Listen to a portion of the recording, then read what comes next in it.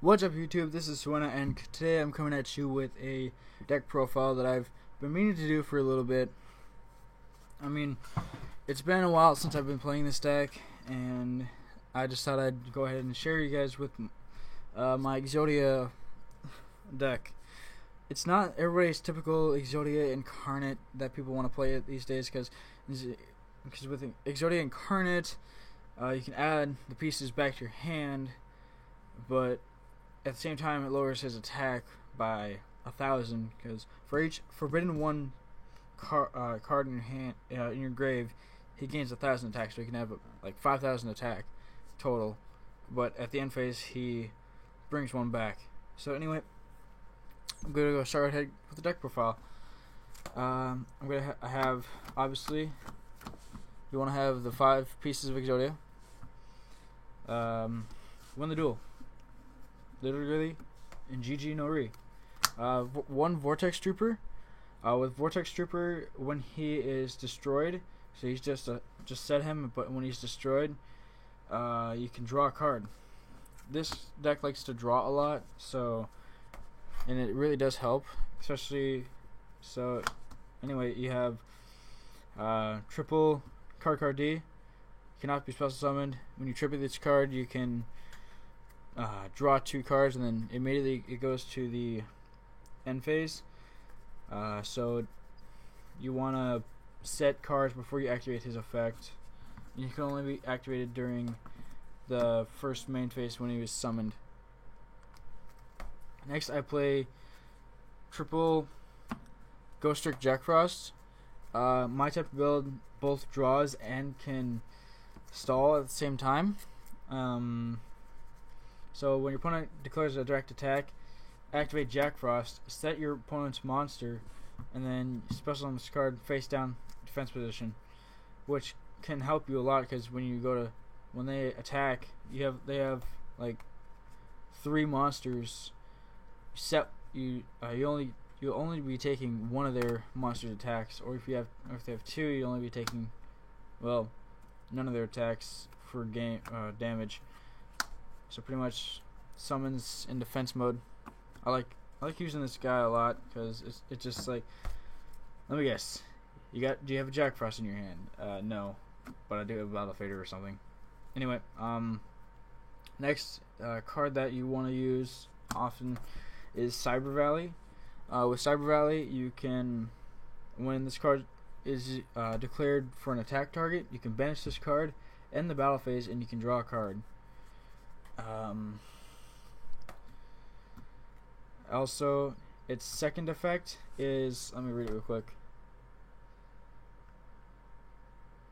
Yeah, you can target one monster you control, and 1 card in itself, to banish both of them and then draw 2 cards. It's like Shard of Greed, with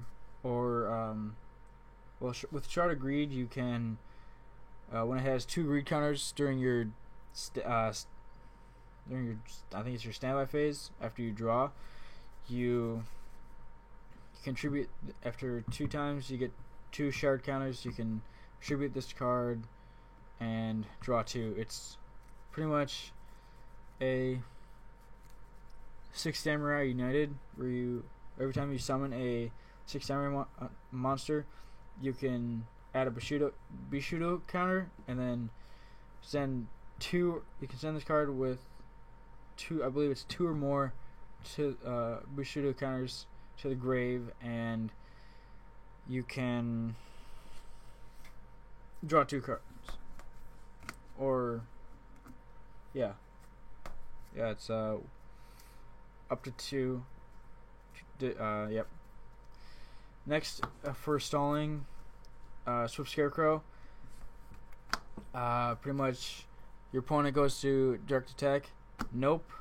Swift Scarecrow stops their attack, ends the battle phase. Even though Swift Scarecrow goes to the grave. Then I should be running 3, but I'm only running 2 in this deck. Battle Fader. Opponent declares a direct attack, special summon this card, and ends the battle phase. But when he leaves the field, he's banished. So what I usually do is, if I have a Cyber Dragon in hand, and him also as well.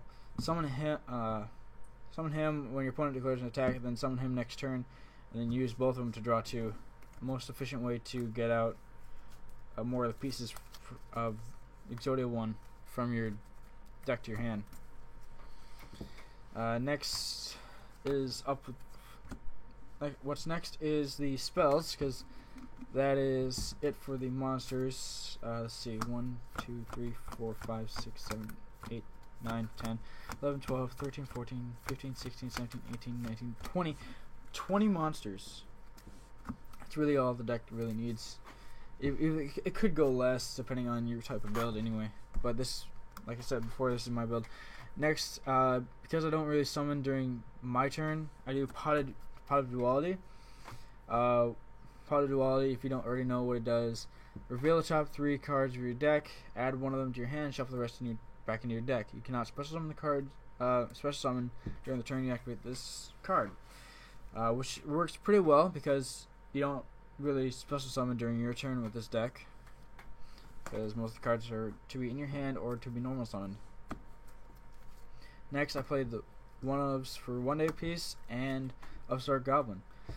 1 day apiece, both players draw a card. Neither player takes damage for the till the end of the next turn. So, if you activate during your turn, which is usually what happens, you don't take damage until the end of your opponent's turn. So when it becomes your turn again, then you guys start taking damage again. Upstart, your opponent gains 1,000 life points, and you get to draw a card. Next, for the traps, I only play 5 spells, mostly because it's a trap-oriented deck. I play 3 Reckless Greed. With Reckless Greed, I draw 2, but I have to skip my next 2 draw phases. So, and the good thing is they don't stack on each other. So, if you activate 2 of them, you don't skip the next 4. You just do the next 2 instead, only. Sometimes I can't even talk. Alright. Next, I play triple Legacy of Yata-Garasu.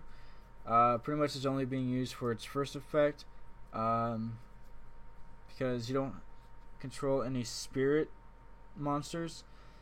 You just draw 1 card, and the spirit monster has to be on your opponent's side of the field. Next, I have triple Jar of Greed. Activate, draw a card. Then, to help stall, double Waboku, double Threatening Roar. You could play this at 3. You could play this at 3 as well. I just like the 2 and 2. Next, I also have for both. It's pretty much damage contender, but it's also not at the same time. It's Defense Draw. I used to play this card at 2, but I only played it at 1 because I just don't really go let my opponent attack me that much.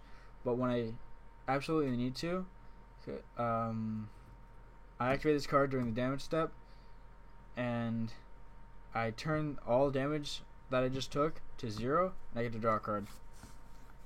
And for the final card, I have Jar of Varus.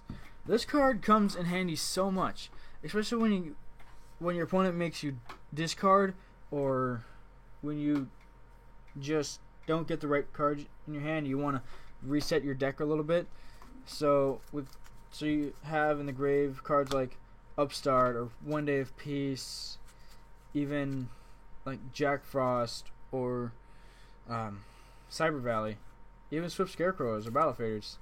Any card that you need to help you get the pieces of Exodia that you need is what'll help you in the long run. So, Jar of Varus, shuffle 5 cards from your graveyard except Jar of Varus, shuffle them back into your deck, and then you get to draw a card, which is really helpful in the deck. You could play it at 2. I'm only playing it at 1 because it's really just a filler. Anyway, I hope you guys like the deck. It's a total of 40 cards, I've played this deck for quite a bit, and now I hope you guys like the video. So when you can, like, comment, subscribe for more Yu-Gi-Oh videos. Alright, have a good day.